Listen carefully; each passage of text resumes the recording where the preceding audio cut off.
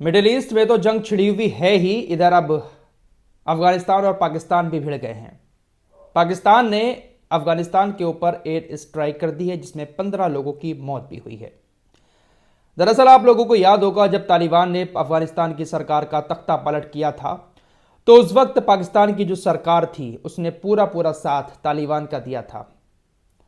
पाकिस्तान की आर्मी चाहती थी कि तालिबान अफगानिस्तान के अंदर आ जाएगा तो फिर अफगानिस्तान हमारे कब्जे में आ जाएगा, लेकिन तालिबानियों ने पाकिस्तान को एक तरफ कर दिया। जैसे ही तालिबान की सरकार अफगानिस्तान में आई, तालिबान ने पाकिस्तान से अपने रिश्ते खराब कर लिए, क्योंकि तालिबान को ऐसा लगता था कि पाकिस्तान के लोग हमारे देश के अंदर आकर कब्जा कर लेंगे और हमारे देश के अंदर पाकिस्तान अपनी चलाएगा। इसलिए उसने अपने रिश्ते पाकिस्तान से खराब कर लिए और पाकिस्तान की सरकार को दूर कर दिया। ये चीज़ पाकिस्तान को बहुत ज़्यादा चुभ रही है। इसी चिढ़ में पाकिस्तान ने तालिबान के बहुत सारे लोगों को अपने देश से निकाल दिया। बड़े बड़े बिजनेसमैन जो पाकिस्तान के अंदर रह रहे थे उनको भी वहाँ से भगा दिया। बहुत सारे लाखों लोग, आपने सुना होगा, पाकिस्तान से अफगानिस्तान आए थे। तो पाकिस्तान और अफगानिस्तान के बीच सब कुछ अच्छा नहीं है, कभी भी वहाँ पर जंग बड़ी छिड़ सकती है। दरअसल रात पाकिस्तान की एयरफोर्स ने वजीरिस्तान, एक एरिया है अफगानिस्तान का, वहाँ पर एयर स्ट्राइक की, जिसमें 15 लोगों की जान चली गई। ये जो 15 लोग मारे गए हैं, इसमें ज़्यादातर महिलाएं और बच्चे ही शामिल हैं।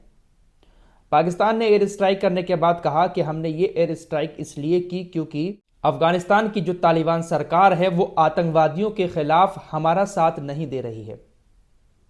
अफगानिस्तान के आतंकी हमारे ऊपर हमला कर रहे हैं, अफगानिस्तान के आतंकी हमारी सेना के ऊपर हमला कर रहे हैं, बहुत सारे हमारे सैनिक मारे भी जा चुके हैं, इसीलिए हमने ये एयर स्ट्राइक वजीरिस्तान में की थी।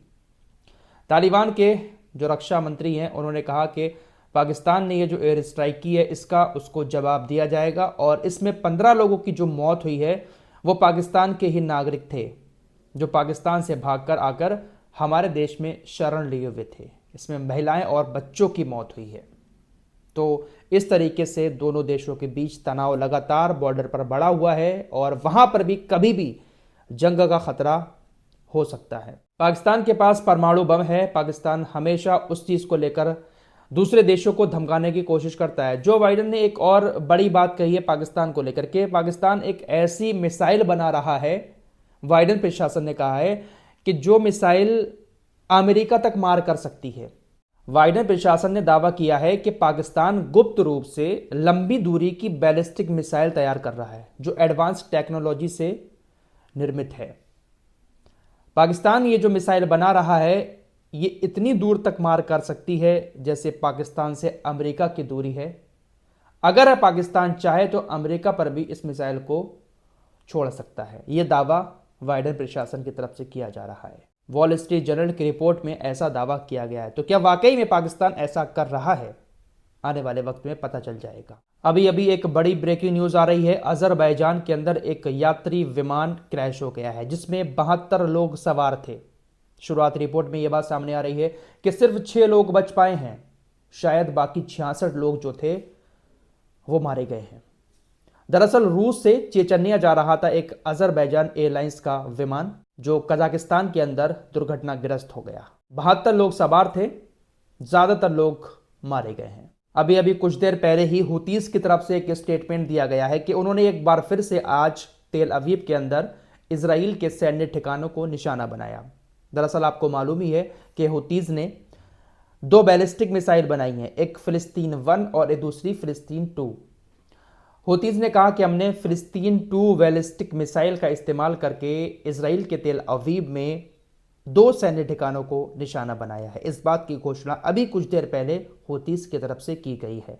तो हुतीज की मिसाइलें जो हैं वो अब इजराइल तक पहुंचना शुरू हो चुकी हैं। खबर ऐसी आ रही है कि हुतीज ने अब खुलकर अमेरिका और इजराइल के खिलाफ युद्ध की घोषणा कर दी है। दरअसल इसमें अब सऊदी अरब और यूएई भी शामिल हो गए हैं। कल की रिपोर्ट में आप लोगों को बता चुका हूं कि यमन के अंदर यूएई और सऊदी अरब के भी कुछ संगठन एक्टिव हैं। उनके लोगों ने हुतीज के ऊपर गोलीबारी की है। लगातार तोप खाने से गोले छोड़े जा रहे हैं। तो सऊदी अरब और यूएई भी कह सकते हैं कि यमन के खिलाफ मैदान में उतर चुके हैं। दोस्तों, बेंजामिन नेतन्याहू और उसकी पलटन ने न सिर्फ मुसलमानों की ही मस्जिदों को शहीद किया, बल्कि ईसाइयों के चर्च को भी बहुत ज़्यादा नुकसान पहुंचाया है। गाज़ा के अंदर भी बड़े बड़े पुराने चर्च को मिट्टी में मिला दिया और लेबनान के अंदर भी कुछ चर्च को तबाह कर दिया। लेकिन क्रिसमस के मौके पर इसने ईसाइयों को मुबारकबाद दी है। इसी को तो कहते हैं दोगलापन। एक तरफ मारते भी जाओ और दूसरी तरफ उन्हीं के त्योहारों पर मुबारकबाद भी दो। एक बड़ी खबर उत्तरी गाज़ा से भी आ रही है। आपको मालूम है कि इस वक्त इजराइल की सेना गाज़ा के अंदर मैदान में उतरी हुई है, पूरी तरीके से वापस नहीं हुई है और हमास के जो लड़ाके हैं वो इजरायली सेना के साथ लगातार लड़ाई लड़ रहे हैं। उत्तरी गाज़ा से खबर आ रही है कि फिलिस्तीन के कुछ लोगों को इजरायली सेना ने बंधक बना लिया था, बंधक बनाकर एक घर में रखा हुआ था। हमास के लड़ाकों ने इजरायली सेना के सैनिकों को मारकर उन बंधकों को, फिलिस्तीनी बंधकों को आज़ाद करवा लिया। इजराइल के सैनिक जो वहां पर मौजूद थे उनको ख़त्म किया और बंधकों को वापस ले आए। एक और बड़ी ब्रेकिंग न्यूज़ आप लोगों को बता देता हूं। OIC, इसके बारे में आपने इस जंग से पहले बहुत बड़ी बड़ी बातें सुनी होंगी और OIC के नाम पर आपने मीडिया के मुंह से कैसा कैसा जहर सुना होगा।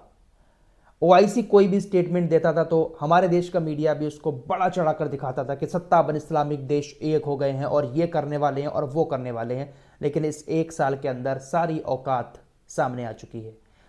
मिस्र और जॉर्डन, ये दोनों पूरी तरीके से इजराइल के गुलाम हैं। इन दोनों देशों के राजाओं ने कहा है कि गाज़ा की जंग रोकने के लिए एक विशेष सत्र बुला रहे हैं OIC का। OIC का विशेष सत्र बुलाया जाएगा इन दोनों के द्वारा और उसमें गाज़ा की जंग रोकने की चर्चा की जाएगी।